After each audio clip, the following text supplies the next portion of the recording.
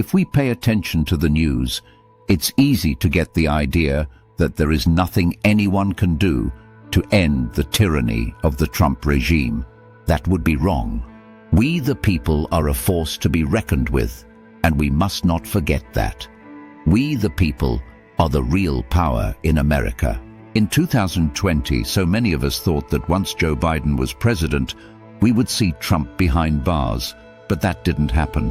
Joe Biden appointed Merrick Garland as his Attorney General, and Biden vowed to have a hands-off policy when it came to the Department of Justice.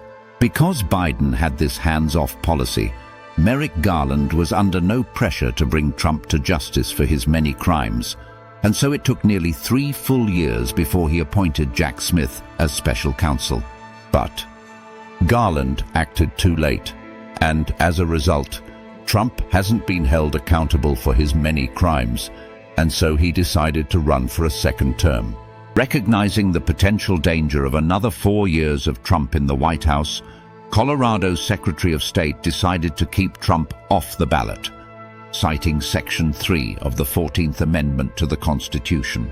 However, Trump appealed to the Supreme Court, and much to the consternation of we the people and of many constitutional scholars, the court decided that Colorado could not keep Trump off of their ballot.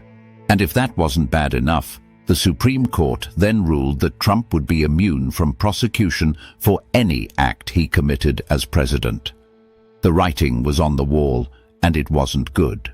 In the meantime, Joe Biden was looking less and less likely to be elected, partly because of his age and partly because of the blowback he received over his handling of Netanyahu's massacre of innocent Palestinians. Then the unexpected happened.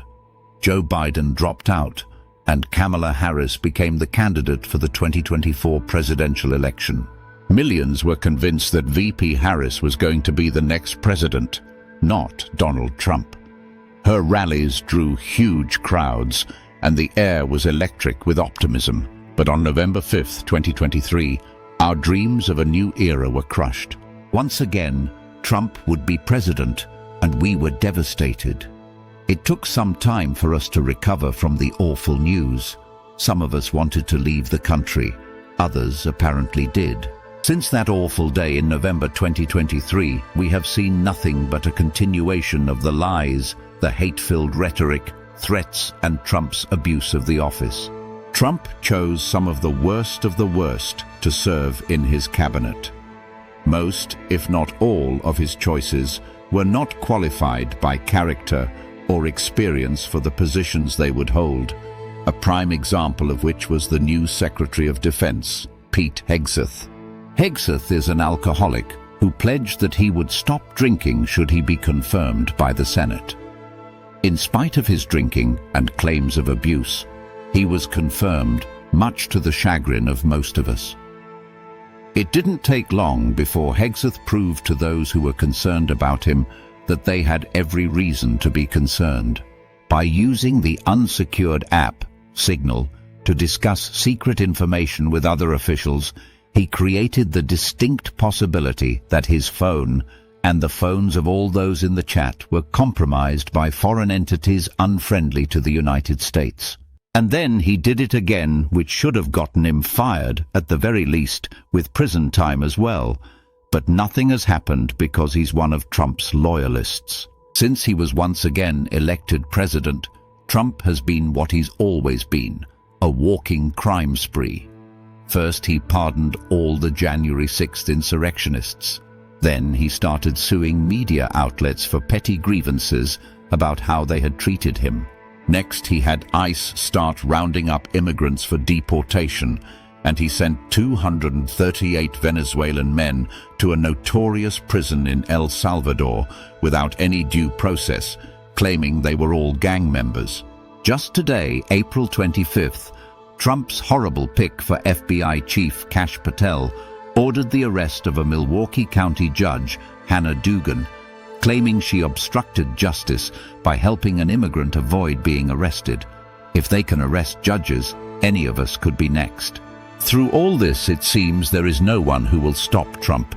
His crimes are so many, it's impossible to keep track of them all. So how can we end Trump's fascist regime? First, there's impeachment.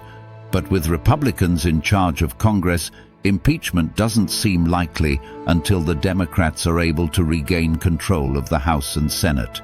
Well, there's an old adage about cutting off the head of the proverbial snake to kill the body. In this instance, Trump is the snake, and the body is his cabinet and all those in government who support his every criminal act. So how, figuratively speaking, do we cut off Trump's head? Simple, really. He needs to be arrested and put behind bars where he belongs. With the head, Trump, out of the picture, his house of cards will surely fall. One of the many judges dealing with Trump could deputize his or her own federal marshals and direct them to arrest Trump now, before it's too late. He's had his due process. He's a felon who was adjudicated guilty 34 times. Unlike all those men he sent to El Salvador with no due process.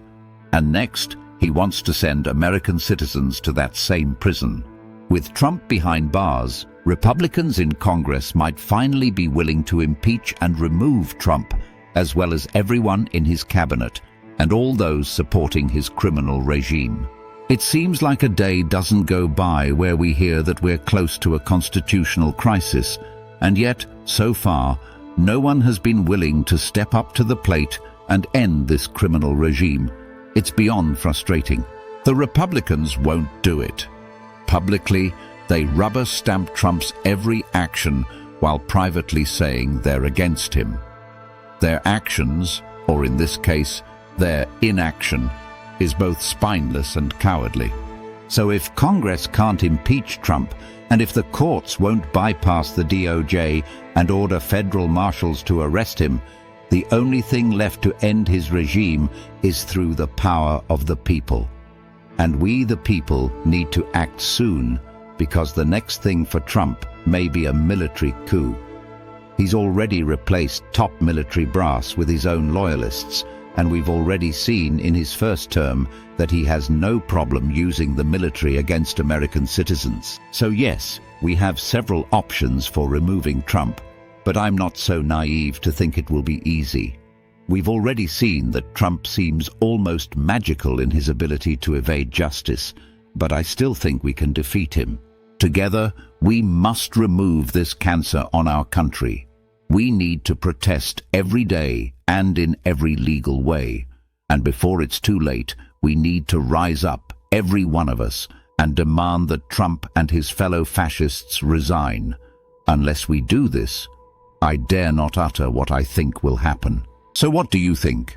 Let me know in the comments, and please, don't forget to like, subscribe and share this video. It will be very much appreciated. Thank you for watching.